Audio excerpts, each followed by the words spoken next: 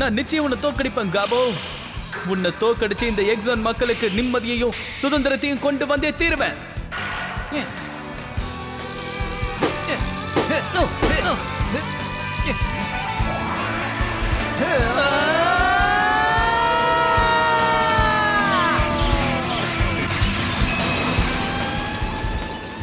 எக்ஸோனுடைய பாதுகாப்புக்காகவும் சுதந்திரத்துக்காகவும் show Kapu கூட மோதறான். கடைசியில வெற்றி ஷோவுக்குத்தான்.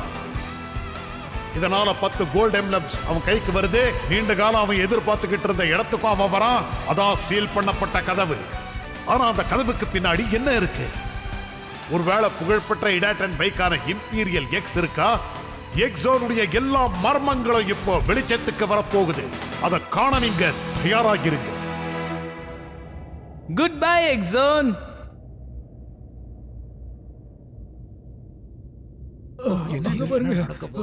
பார்க்கவே பயமா இருக்கு. புரியல.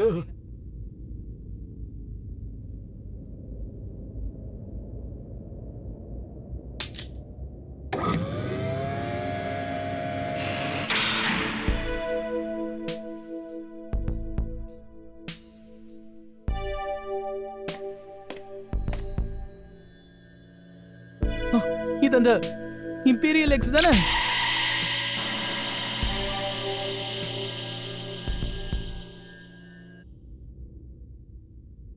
நம்ம அரசர் இங்க எங்கேயோ தான் விழுந்து கிடக்குறாரு. என்ன இது? பிளடி ஃபேங் கூட என் கண்ணில் படவே இல்லையே.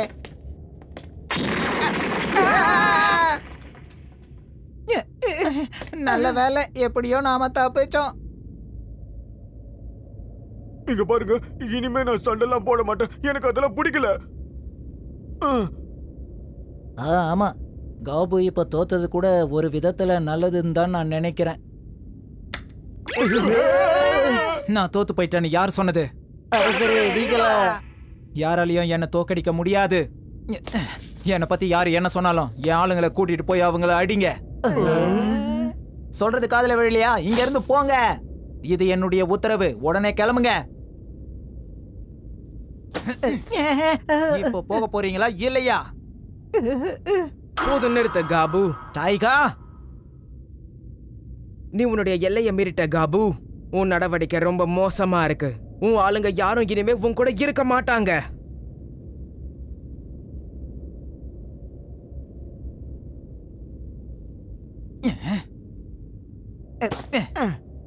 நீ என்ன சொல்ற? கூடிய சீக்கிரம் ஷோவும் அவனுடைய ஃப்ரெண்ட்ஸும் சீல் பண்ண கதவை திறந்து நம்மளுடைய உலகத்துக்கு போக போறாங்க. நாமளும் அவங்க கூடவே சேர்ந்து போயிடலாம் காபு. எதுக்காக நாம வீட்டுக்கு போகணும் டைகா? அங்க போனா தினமும் நாம ஸ்கூலுக்கு போகணும். அப்பா அம்மா என்ன சொல்றாங்களோ அதை தான் செய்யணும். அது ஒரு போர் அடிச்ச வாழ்க்கையாச்சே. இந்த எக்ஸோன்ல நாம தான் தலைவருங்க. நாம தான் ராஜாக்கள். நான் இங்க தான் இருக்க போறேன். இங்க இருந்து நான் திரும்ப போக மாட்டேன்.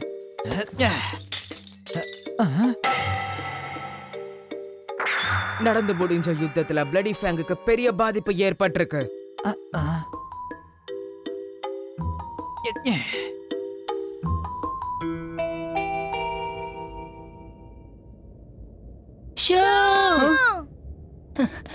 வாங்க. நீங்களா? உண்மையிலேயே அற்புதமா இருந்துச்சு. நீ காபு கிட்ட தோத்துருவியன்னு நினைச்சா நல்ல வேலை ஜெயிச்சுட்ட. பிரமாதம். ஆமா ஷோ, இன்னும் கூட என்னால அதை நம்பவே முடியல. அது பெரிய அதிசயம். உங்களுக்கு ரொம்ப தேங்க்ஸ். சரி, அதுக்குள்ள எப்படி மேலே ஏறி வந்தீங்க? மிஸ் யூகி தான் இங்க வர்றதுக்கான வழியை காமிச்சாங்க. மிஸ் யூகியா? இந்த உச்சிக்கு வர்றதுக்கான ஒரு ரகசிய வழி இருக்கு. ஆனா அது யாருக்கும் தெரியாதா? ஆனா மிஸ் யூகிக்கு மட்டும் எக்ஸ் டவரை பத்தி எப்படி தெரிஞ்சிருக்கு? ஏன்னா இந்த டவரை என்னுடைய ஆட்கள் தான் பாதுகாத்துட்டு வந்தாங்க. வேற ஒண்ணும் இல்ல. என்ன நடக்குது? மிஸ் யூகி, எதுக்காக இப்படி ட்ரெஸ் பண்ணிட்டு வந்திருக்கீங்க? வாங்க மிஸ் யூகி. நான் கொடுத்த வாக்கை காப்பாத்திட்டேன். எக்ஸ் டவரை திரும்பவும் உங்க கண்ட்ரோலுக்கே கொண்டு வந்திருக்கேன். ஆனா இந்த வெற்றிக்கு நான் மட்டும் காரணம் இல்ல, இவங்க எல்லாருமே பொறுப்பு. ஆர்த்தர், நீங்க என்ன சொல்றீங்க? இங்க என்ன நடக்குது எங்களுக்கு தெரிஞ்சாகணும். இங்க நடக்கிறது எதுவுமே எங்களுக்கு புரியல. உண்மையை சொல்ல போனா எக்ஸோனை ஆட்சி செஞ்சுட்டு வந்த ராஜ பரம்பரையை சேர்ந்தவ தானா? எக்ஸ் டவரை பாதுகாக்கிற படையோடைய பரம்பரையிலிருந்து வந்தவன் தான் நான். எக்ஸோனோட ராஜ பரம்பரையை சேர்ந்தவங்களா நீங்க? ஆமா இவங்க எந்த பரம்பரையை சேர்ந்தவங்க? அதெல்லாம் எனக்கு தெரியாது. ஆனா இவங்க எக்ஸோனோட இளவரசி. உங்க உலகத்துல நான் யாருக்கும் தெரியாம வாழ்ந்துட்டு வந்தேன். ஒரு எம்டிபி மெக்கானிக் மாதிரி வேஷம் போட்டுக்கிட்டேன். உங்க உலகத்தை சேர்ந்தவன்னு தான் நான் சொன்னேன். ஆனா அது உண்மை கிடையவே கிடையாது. நான் பொய் சொன்னதுக்காக என்ன மன்னிச்சிருங்க. அந்த தவறுக்கு நான் தான் பொறுப்பு. யூகியோடைய உண்மையான உருவம் வெளியே தெரிய வேணான்னு நான் தான் சொன்னேன். ஆனா இவங்க அப்படி சொல்லல. இவங்க யாருன்னு காபுக்கு மட்டும் தெரிஞ்சிருந்தா கண்டிப்பா பெரிய பிரச்சனை ஏற்பட்டிருக்கும். ஓ, இது பெரிய ஆச்சரியம் தான். நீங்க தான் அந்த இளவரசி யூகியா? நீங்க ஏன் இப்படி நடந்துக்கிட்டீங்கன்னு கண்டிப்பா ஒரு நாள் நீங்க எனக்கு பதில் சொல்லி தான் ஆகணும் மிஸ் யூகி.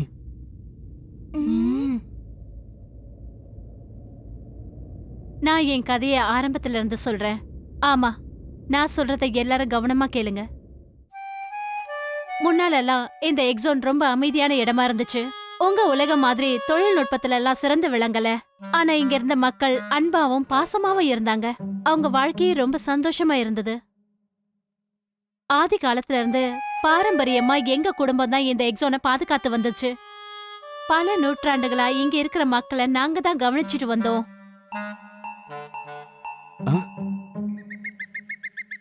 ஆனா ஒரு நாள் எங்களோட அமைதி கலைய ஆரம்பிச்சது.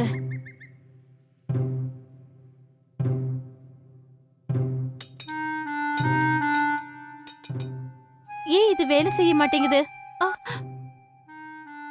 என்னன்னே தெரியல. எக்ஸோனோட எனர்ஜி லெவல் 70% குறைஞ்சிடுச்சு.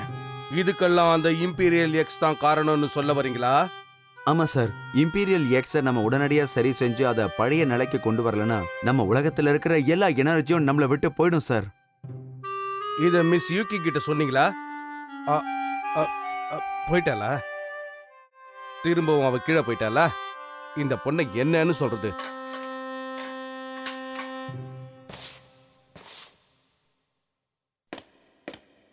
ஹே, நீ இங்க இருக்கியா? வாங்க தாத்தா. எதுக்காக இந்த சைக்கிளையே நோண்டிக்கிட்டு இருக்க? இந்த எக்ஸோனுக்கு பெரிய ஆபத்து வந்துகிட்டு இருக்கு. அத பத்தி உனக்கு கவலை இல்லையா? நான் ஒண்ணு எதை பத்தியும் கவலைப்படாம இல்ல. நான் இம்பீரியல் எக்ஸை ரிப்பேர் பண்றதுக்காக தான் பாத்துட்டு இருக்கேன். நான் இதை சரி பண்ணினா எல்லாமே சரியாயிடும், தெரியுமா? இம்பீரியல் எக்ஸை ரிப்பேர் பண்ற அளவுக்கு தகுதி உன்கிட்ட கிடையாது. இதை நீ எப்பதான் புரிஞ்சுக்க போற?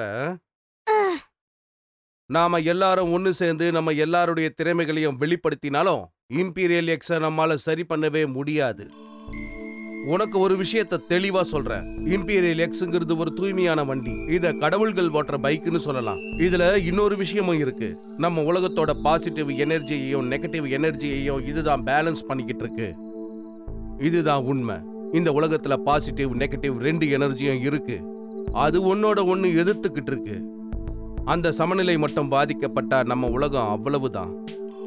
நம்மோட ஆதி காலத்து மனிதர்கள் உருவாக்குனது தான் இம்பீரியல் எக்ஸ். எம்டிபிக்கு பிறகு வந்த வண்டிகளை நம்ம கடவுள்கள் தான் ஓட்டினாங்க. அதனாலதான் சொன்ன இது ஒரு தூய்மையான எம்டிபி. இப்படிப்பட்ட ஒரு தூய்மையான எம்டிபி இம்பீரியல் எக்ஸ் தான் இப்ப பாதிக்கப்பட்டிருக்கு. ஒருவேளை இது தொடர்ந்துச்சுன்னா நம்ம உலகம் ஒரு முடிவுக்கு வந்துடும். ஆனா தாத்தா, இத சரி பண்ணவே முடியலையே. ஆமா, ஆனா எனக்கு இன்னும் கூட நம்பிக்கை இருக்கு. அப்படியே சொல்றீங்க? இன்னொரு உலகத்துல இருக்கிற ஒரு ஆளை கொண்டு வந்துதான் இந்த இம்பீரியல் எக்ஸை நம்மால சரி பண்ண முடியும்.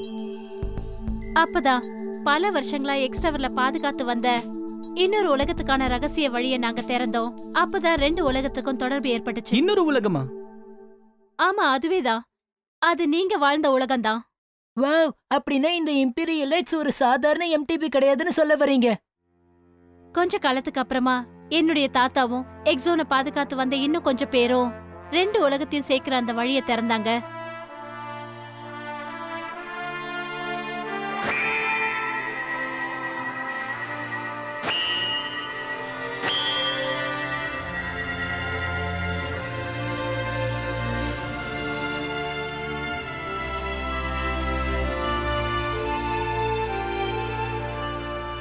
ஒரு திறமையான எம்டிபி ரைடர் தான் எங்களுக்கு உதவி பண்ண முன் வந்தாரு. எம்டிபியை பாதுகாக்கிறதுக்காகவே அவருடைய வாழ்க்கையை அர்ப்பணிச்சவரு. அவருடைய உதவி இல்லைன்னா இம்பீரியல் எக்ஸை எங்களால ரிப்பேர் பண்ணிருக்க முடியவே முடியாது. ஆனா அவருக்கும் இந்த வேலை சுலபமா அமையல. அவர் ரொம்ப கஷ்டப்பட்டு தான் கடைசியில அதை ரிப்பேர் பண்ணாரு.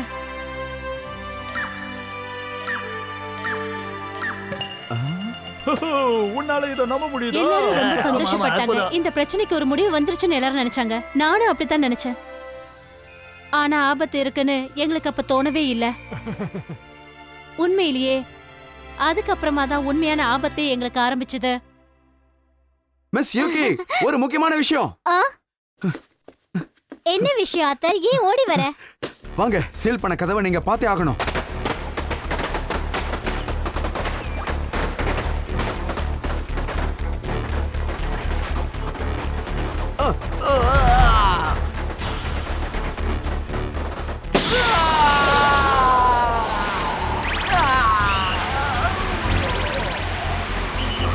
என்ன இது? இங்க என்ன நடந்துகிட்டு இருக்கு?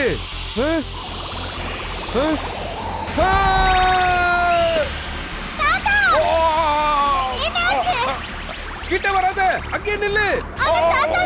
நீ போய் இடாட்டன் பைக் தேடு. என்ன இடாட்டன் பைக்? இந்த எக்ஸோனை காப்பாத்துறதுக்கு இடாட்டன் பைக் சோல மட்டும் தான் முடியும். நான் உன்னதான் நம்பி இருக்கேன். தாத்தா திரும்பி வாங்க. தாத்தா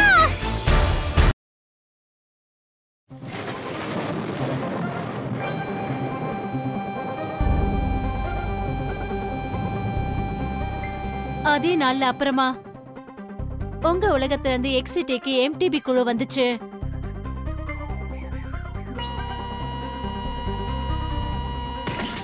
அப்ப என்ன ஆச்சுன்னே எங்களுக்கு தெரியல.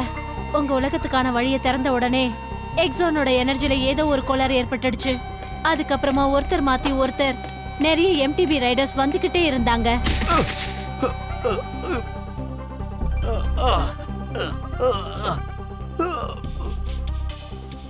அதிர்ஷ்டவசமா கொஞ்ச நேரம் தான் அந்த நிகழ்ச்சி நடந்துச்சு. அதுக்கப்புறமா திரும்ப சமநிலை வந்துருச்சு. எக்ஸோன் பழையபடி ஆயிடுச்சு.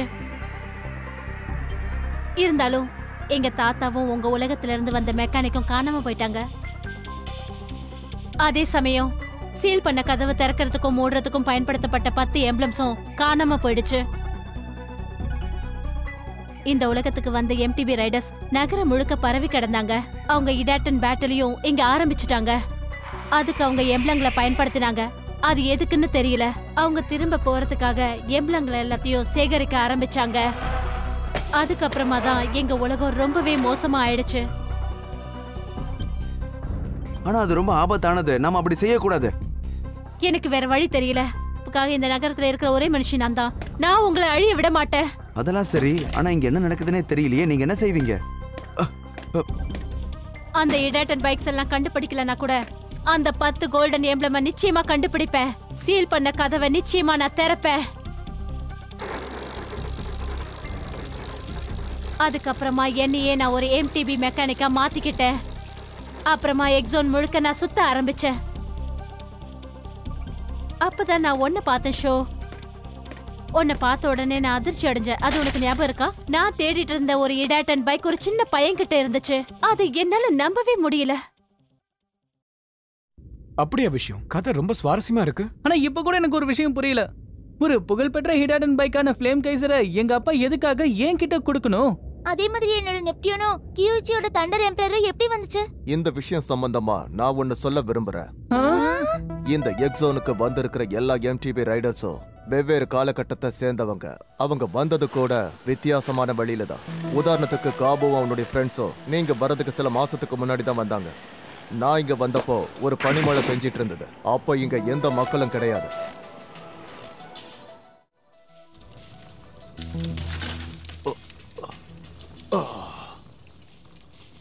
என் உயிரை காப்பாத்தின அந்த மனுஷன் இந்த எக்ஸோனை பத்தின பல விஷயங்களை எனக்கு சொன்னாரு. ஆனா அவர் பேரை சொன்னதே இல்ல. அவர் எப்பவுமே முக்காடு போட்டிருப்பாரு. அதனால அவர் முகம் எனக்கு தெரியல. ஆனா நிச்சயமா அவர் நல்லவர் தான். ஒரு நாள் என்கிட்ட ஒரு உதவி கேட்டாரு. இந்த எக்ஸோனை நானா காப்பாத்தணும்னு சொல்றீங்க? இந்த உலகத்துக்கு 6 இடாட்டன் பைக்ஸ் வரப்போகுது. எனக்காக நீ அதை கண்டுபிடிச்சு கொடுக்கணும். இடாட்டன் பைக்ஸா? அந்த 6 பைக்ஸையும் நீ கண்டுபிடிச்சிட்டனா உன்னால எக்ஸோனை கண்டிப்பா காப்பாற்ற முடியும். உன்னுடைய தண்டர் எம்பரரும் அந்த 6 பைக்ல ஒண்ணுதான். தண்டர் எம்பரரா? ஏன் அப்படி சொல்றீங்க? அதெல்லாம் என்ன காரியம் நடக்கணும்? இந்த எக்ஸோன் சிட்டில இந்த பைக்குகளுக்கு அதிக சக்திகள் இருக்கு. இதை ஓட்டுறவங்க மட்டும் திறமசாலிகளா இருந்துட்டா போதும். இது மக்களோட நெப்டூன். சரி போதும், நிறுத்துங்க. நீங்க யாரு? என் பைக் எதுக்காக ஹிடாட்டன் பைக்னு சொல்றீங்க? நான் ஏன் சொல்றேன்னா,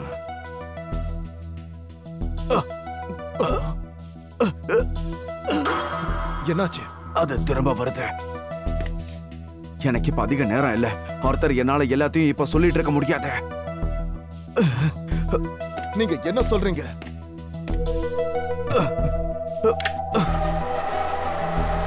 இங்க இருந்து போகாதீங்க. அந்த 6 பைக் சொன்னல, அதுல ஒரு பைக்ல பிளாட்டினம் எம்பளம் இருக்கு.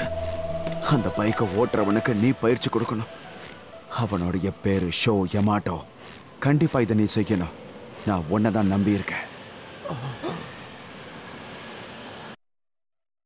அந்த விபத்துக்கு பிறகு நான் நிறைய எம்டிபி ரைடர்ஸ் கூட போட்டி போட்டேன். அதே நேரத்துல தகவல்களையும் சேகரிச்சுக்கிட்டு இருந்தேன்.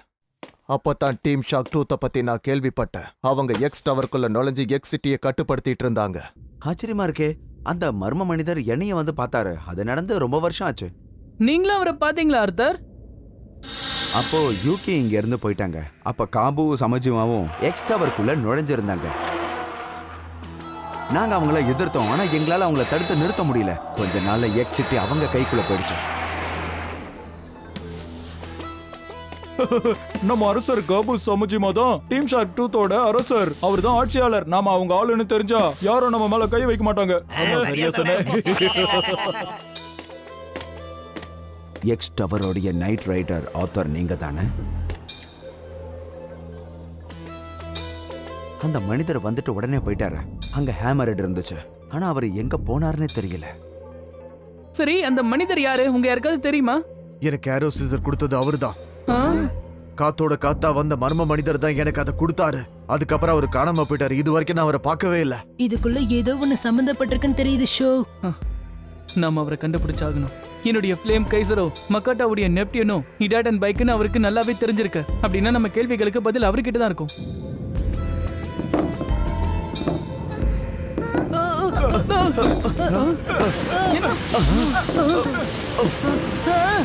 ஷோ பாத்து, ஷோ பாத்து, பாத்து ஷோ.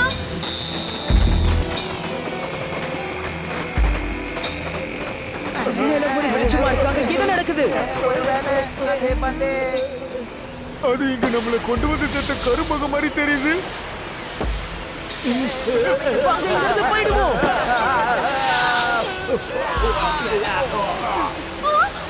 என்ன இது இங்க வந்துருச்சு? அத பாருங்க.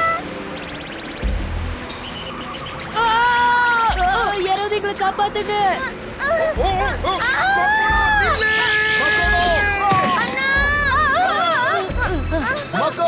ஷோ, எங்களை காப்பாத்துங்க மிஸ் யூகி. உனக்கு எதுவும் ஆகாது ஷோ. உன்கிட்ட ஒரு முக்கியமான விஷயத்தை நான் சொல்லி ஆகணும்.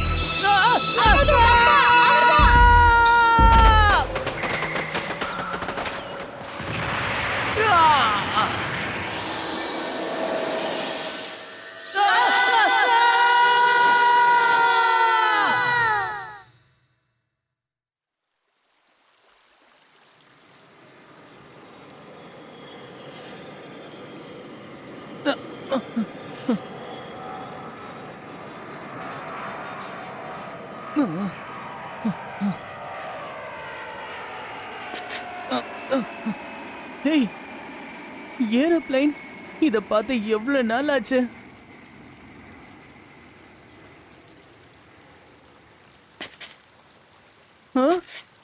ஹேய், நம்ம ஊருக்கே வந்துட்டோம்.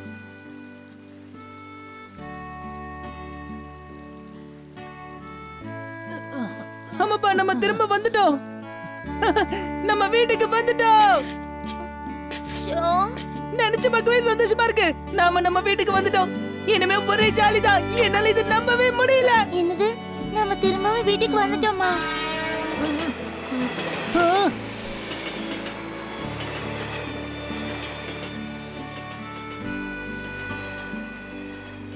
எனக்கு ஒண்ணுமே புரியல.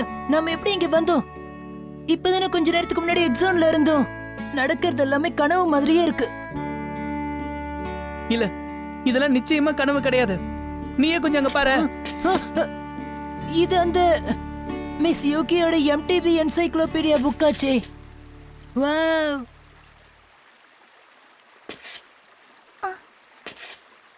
என் அண்ணன் எங்க போனா?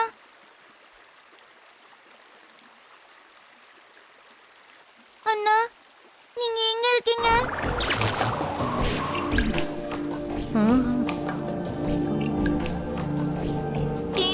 அப்போ நீங்க